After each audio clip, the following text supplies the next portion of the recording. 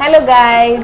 तर आज आम्ही करतोय राघवच्या अन्नप्राशनची तयारी. आज त्याला 6 महिने पूर्ण झालेत, म्हणून मग आम्ही तयारी करतोय. आज त्याचं आपण अन्नप्राशन करूयात. त्यासाठी आम्ही काय काय सामान आणले आणि आम्ही कशी तयारी करणार आहोत ते सगळं मी तुम्हाला दाखवतेय. सो अक्षयनी हे सगळं सामान मला मंडईतून आणून दिलंय.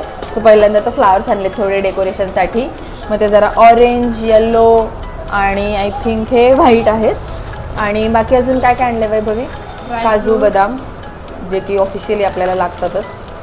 ह्या plates for decoration, fruits, multiple fruits. आम्ही जरा फ्रूट्सचे काहीतरी आर्ट्स बनवणार आहोत आणि जे की आम्ही आता ट्राय करून बघणार आहे की जमत आहेत का नाही, म्हणून वैभवी आम्हाला हेल्प करायला आली आहे. सो बघूयात आपण आता कुठंपर्यंत आपल्याला छान डेकोरेशन करता येते. मी तुमच्यासोबत ती हे पण शेअर करते की आम्ही कसं गोष्टी बनवतोय आणि प्लस त्या झाल्यानंतर कशा दिसत आहेत हेही तुम्हाला दाखवतो. ओके.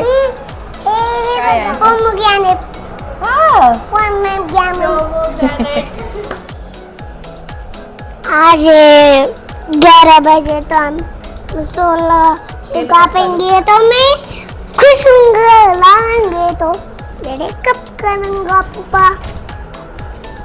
आज ये डोले बनेंगे तो आरती डोले बनेंगे. टीका मौसम अभी हम इसको ऐसे आँख बना रहे आउल की.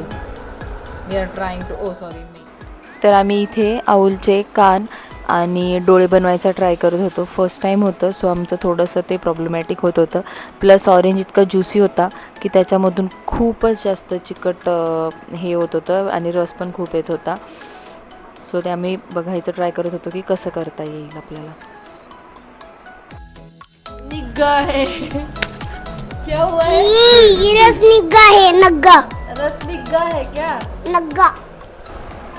सो फायनली ऑरेंज कटिंग नंतर आम्ही ऑरेंजचे 2-3 प्रकार बनवून घेतले. एक बटरफ्लाय, एक फ्लावर आणि एक टेडीबेअर असं बनवलं होतं. त्याच्यानंतर आम्ही कुकुंबरपासून बनवायचे पदार्थ बघितले आणि ते ट्राय करायला सुरुवात केली. त्याचसोबत आम्ही डाळिंबसुद्धा सोलून घेतलं होतं.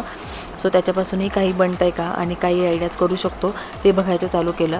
इथे सगळ्यांनी एक एक आयटम घेऊन आपण कोण छान बनवू शकतं, फ्रूट क्राफ्टिंग कोणाचं जास्त चांगलं येईल हे बघायला चालू केलं. त्याचसोबत हे फ्रूट क्राफ्टिंग झाल्यानंतर आम्ही केक बनवायला स्टार्ट केला. मग केकमध्ये आमच्या इनोव्हेटिव्ह आयडियाज आम्ही चालू केल्या बनवायला. काय करता येईल, काय नाही करता येईल, स्टार शेप काढा, हे करा, ते करा, असं काही ना काही आम्ही ट्राय करत राहिलो.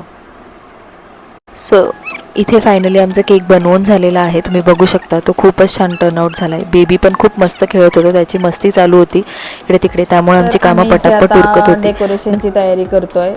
सगळे बसलेत आणि कशी प्रिपरेशन करायची, काय करायचं, कुठला आयटम कसा बनवायचा काय. आणि इकडे दरवेळीप्रमाणे थोडी रडारडी चालू आहे.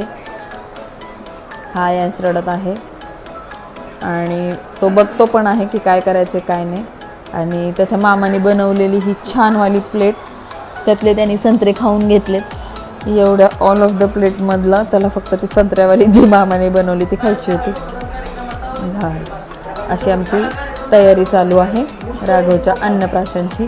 आणि राघवने तर छान प्रकारे झोपून घेतलं. आपण ते इथे आपण बघू शकतो. राघवने खूप छान झोपून घेतलं होतं. तो खेळत होता मगाशी मस्तपैकी, तर त्याला झोप आली तर तो झोपला. मग कार्यक्रमाच्या आधी तो झोपल्यामुळे उठल्यावर तोही फ्रेश असेल आणि रडणार वगैरे नाही, म्हणून तो एकदम छान झोपलेला असताना आम्ही बाकीची तयारी करायला सुरुवात केली. त्याच्या बॅकड्रॉपसाठी आम्हाला जे प्रिंट करायची होती ते घ्यायला सुशील गेले आणि ती तुम्ही बघू शकता. खूपच छान बॅकड्रॉप बनलेला आहे, त्याच्यामुळे डेकोरेशन अजूनच छान दिसेल. मग लास्ट आम्ही फ्लावरच्या डेकोरेशनसाठीची तयारी चालू केली. प्लेट्स वगैरे ठेवून घेतल्या आणि मग फ्लावर कटिंग करायला सुरुवात केली, जे आम्हाला मध्ये फ्लावर्सचं डेकोरेशन करायचं. इकडे वैभवी ॲपलचं काहीतरी बनवत होती आणि राघवही तोपर्यंत उठलेला होता, तर तो एकदम फ्रेश होता.